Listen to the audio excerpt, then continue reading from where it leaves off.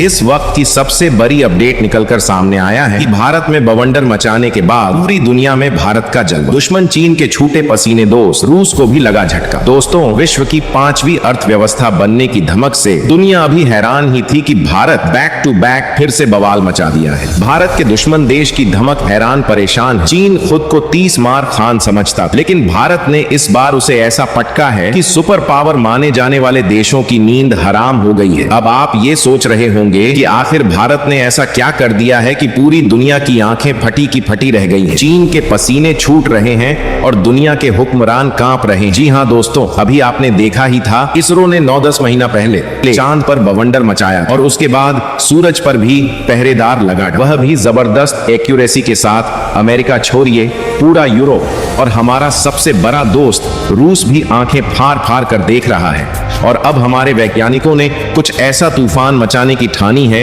कि चीन भी बाप बाप करने लगा। दोस्तों, यदि आपको जानना है कि आपका देश भारत तरक्की कर रहा है या फिर नहीं, तो आप इस बात का पता इस तरीके से लगा सकते हैं कि आपके देश में जो भी नई नई तकनीक विकसित की जा रही, इसकी तारीफ दुनिया भर के तमाम आधुनिक देश करना शुरू कर दे और साथ ही साथ वो पब्लिकली आकर के यह बात बोले कि हम आपसे बिना किसी नेगोशिएशन के यह तकनीक खरीदेंगे और जिस कीमत पर हमें बेचना चाहते हम उसी कीमत पर खरीदेंगे। तो आज के लिए इससे अच्छी खबर कोई नहीं हो सकती। बहुत ध्यान से सुनिए इस खबर को दोस्तों। पूरी अपडेट क्या है समझते हैं इस वीडियो में। तो दोस्तों, वीडियो में आगे बढ़ने से पहले डीआरडीओ के लिए वीडियो को लाइक करके और चैनल को सब्सक्राइब कर दीजिए।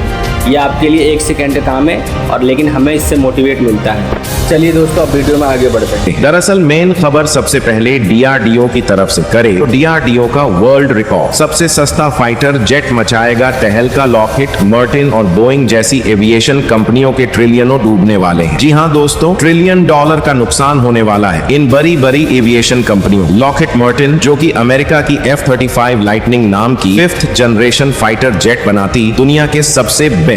बोइंग, जो कि अमेरिका के फाइटर जेट्स F-15 और F-18 बनाता है। दोस्तों, इन दोनों कंपनियों ने पूरे फाइटर जेट के मार्केट पर कब्जा करके रखा था, जो कि अभी 50 से $60 मिलियन का है और अंदेशा जताया जा रहा है कि आने वाले 10 से 15 साल में 1 ट्रिलियन तक पहुंच जाने वाला है। और इस मार्केट में सबसे बड़ी एंट्री हुई है भारत के डीआरडीओ, क्योंकि डीआरडीओ ने एक ऐसा फाइटर जेट बना लिया है जो कि ना 5th जनरेशन का कहा जा सकता है, ना ही 6th जनरेशन का 5th और 6th जनरेशन, यानी कि अभी जो टेक्नोलॉजी मौजूद है उससे 0.5 जनरेशन ज्यादा एडवांस 5.5 जनरेशन का एक खतरनाक लड़ाकू विमान बनाने में कामयाबी मिली है। हमारे भारत के डीआरडीओ के वैज्ञानिकों को सबसे बड़ी उपलब्धि यह है कि इन्होंने जो ये प्रोटोटाइप बनाने की बात कही है वो लॉकहीड मार्टिन और बोइंग के खतरनाक लड़ाकू विमानों से काफी ज्यादा सस्ता होने वाला है। हालांकि अब इसरो ने फिर से एक बार नया मुकाम हासिल करके भारत का झंडा ऑस्ट्रेलिया में लहराने की शुरुआत कर दी है। भारत टेक्नोलॉजी के मामले में भी नया नया मुकाम दिन पर दिन हासिल करता जा रहा है और जब से भारत ने चंद्रयान 3 की सफलतापूर्वक लैंडिंग चांद के दक्षिणी ध्रुव पर कराई है, तब से भारत के अंतरिक्ष एजेंसी इसरो की जय जयकार दुनिया भर के देशों में अब तक हो रही है।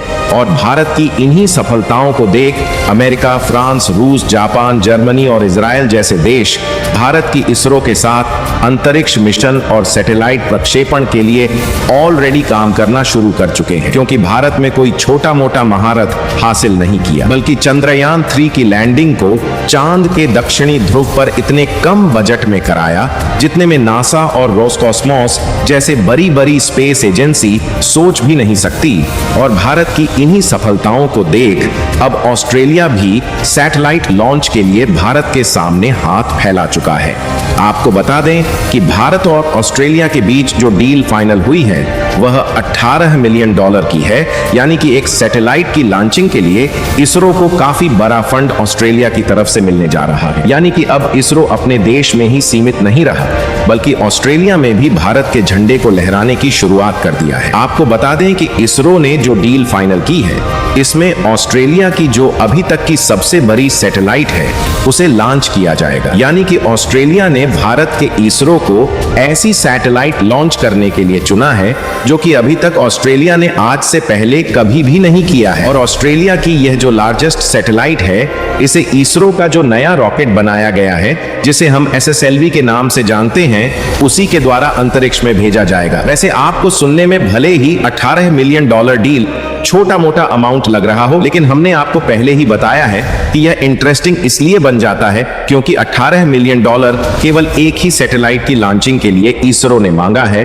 जो कि भारतीय रुपए में 150 करोड़ रुपए के आसपास हो जाता है। वैसे देखा जाए तो इसरो ने पिछले 5 सालों में दूसरे देशों की सैटेलाइट को लॉन्च करके 1100 करोड़ रुपए की कमाई की, जिसमें अगर ऑस्ट्रेलिया को छोड़ दिया जाए तो इसरो ने पिछले 5 सालों में दूसरे देशों की करीब 177 सैटेलाइट को लॉन्च किया है। और जिन देशों के सैटेलाइट को लॉन्च किया गया उनमें ब्राजील, फ्रांस, इटली, इजराइल और जापान के साथ साथ यूके और यूएस जैसे अलग अलग 19 देश शामिल हैं। हालांकि यहां पर गौर करने वाली बात यह है कि इसरो ने 177 सैटेलाइट को लॉन्च करके मात्र 1100 करोड़ रुपए भारत में ला पाए, लेकिन इस बार ऑस्ट्रेलिया की जिस सैटेलाइट को लॉन्च किया जा रहा है, उस अकेले सैटेलाइट की लॉन्चिंग के लिए 150 करोड़ रुपए इसरो को मिल रहा है, जो कि एक सैटेलाइट के लिए अपने आप में बहुत बड़ा अमाउंट बन जाता है। इसके अलावा इसरो के द्वारा ऑस्ट्रेलिया की सबसे बड़ी सैटेलाइट को लॉन्च करना